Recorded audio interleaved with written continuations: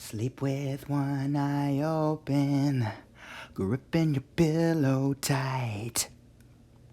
Hello, and welcome to my review of It, the novel. This is going to be Chapter 3. No, that is wrong. Chapter 12, 3 Uninvited Guests. Wow, I read this a while ago and I had to refresh because sometimes you get behind in your schedule and I'm sorry. But I wanted to talk about this because I want to move on with this and read the next chapter after this, which will be another interlude. But first, I got to talk about this one because, oh my gosh, this is a weird chapter, actually. This chapter kind of picks up a couple of plot threads from the previous chapters, but not really. We start, actually, with the first story here, which is the story of Henry Bowers. Apparently, Henry Bowers, years down the line in the 80s, we're in the second timeline now, you might say. Not second timeline, but the second period. Henry Bowers has been accused of committing these murders that happened in Derry back in 1958, and as an adult, he is in this place for the criminally insane. He was accused of killing, I think there was a girl, and there was his father, and somebody else. There was just a few kids that he got accused of killing in addition to his own father, and the book does say that he had killed his father, but he didn't kill the kids. And some evidence that was used against him was there because it was just circumstantial. Some evidence was there that he didn't understand how it got there. And he thinks, though, that there was probably some evil forces working that planted that evidence on him. Either way, he is in this place for the criminally insane. It's describing the scenario he's in with all these other prisoners being there, them all having their own problems. And he starts hearing these voices talk to him, the voices of the dead, the voices of these kids. And they're telling him, you gotta kill them, and you gotta go back, and you gotta stop them because they're all getting back together. And he's hearing the voices of the kids at first, and they're telling him that they got to stop him. And then, as I said, he hears the voice telling him that he has to actually kill them. And this is the voice of Pennywise, the clown who talks down here in the audiobook. You have to kill them, Henry. You have to go back. And then he also starts seeing something one night where one of the kids who died down in the sewers crawls up onto the bed and basically lets him out. And the guard of this place, who is very cruel, gets the fright of his life because he's only scared of this one type of dog. And as Henry is escaping from this place, he sees the body of the clown with a dog head as Henry is escaping. And there's all these other things about some of the various other things that the prisoners are saying. One prisoner was in there because he was a cannibal who ate his own mother, and his mother appears to him in this shape. So it's interesting that the clown does say in this chapter, it's not really the clown actually, it's the boy that appeared as a corpse to Henry, but he does say that he can hear the thoughts. He understands the thoughts that he says, and he does not have to say things out loud, which is something that I suspected in the last chapter, and it was actually said out loud this time. Okay, so he escapes, and later on in the chapter, he heads back to Derry. Basically, it's interesting because at one point, he hears some kids telling Henry that he has to go back to Derry to stop them.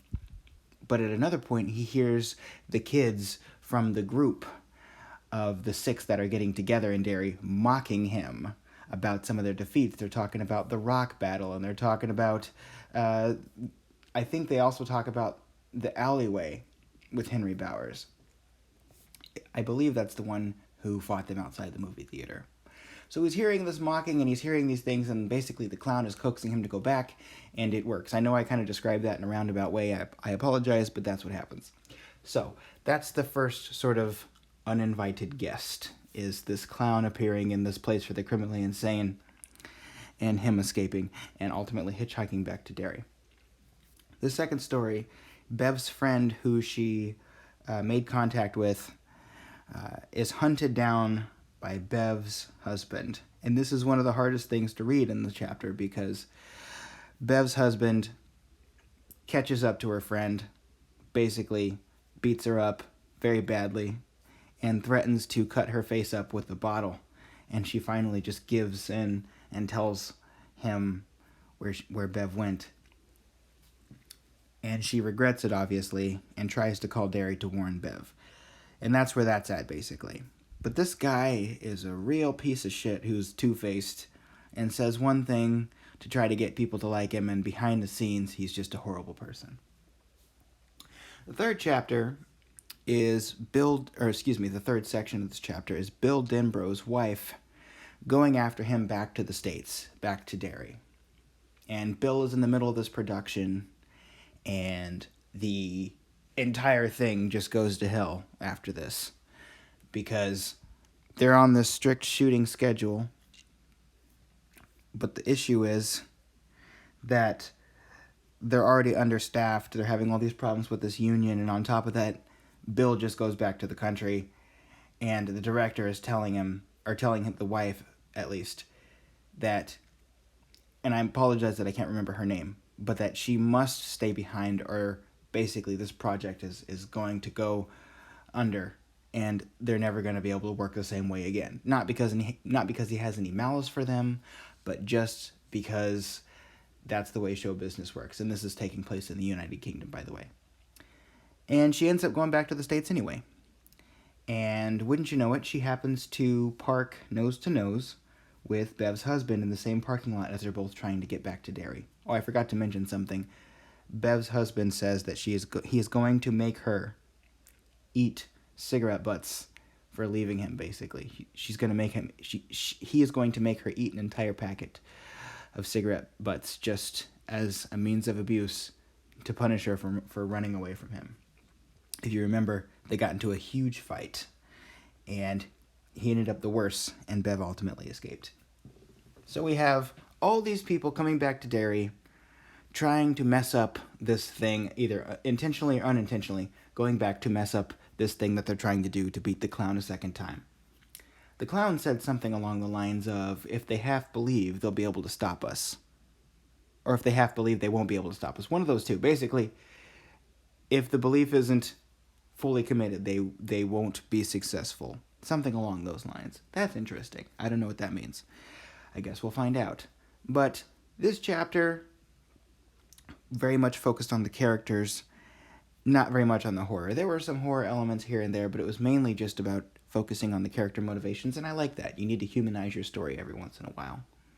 So, overall, those are pretty much my thoughts. I'm still curious to see what happens. I'm going to be reading the next chapter very soon. Very, very soon, actually. Immediately after I finish recording this.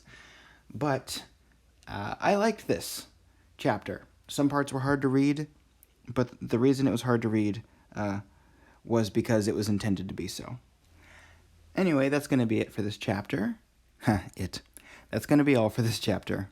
If you like this video, be sure to like this video because I will be making more content like this. And if you like this content, as I said, you can subscribe and you will see more of it. Hit the notification bell and hit all notifications. And if you're reading this book, I want to hear your thoughts on this chapter. But my policy is, when I do chapter reviews for books that I'm doing blind, I want to talk about all of this content up to this chapter, but nothing beyond this chapter until I get to the next one, and so on, and so on, and so on. We're going to be talking about everything I've read in this book up to this point, but I'm going to be saving the later chapters for when I get to them. I appreciate you guys not spoiling anything in the comments. You guys have done a great job at that, and I really do appreciate that. Also, I like to keep the conversations on this book specifically because I don't want to spoil any other King works for anyone who might not be there yet. Anyway, hope you all have a great day, and I will see you at the next video. Bye-bye.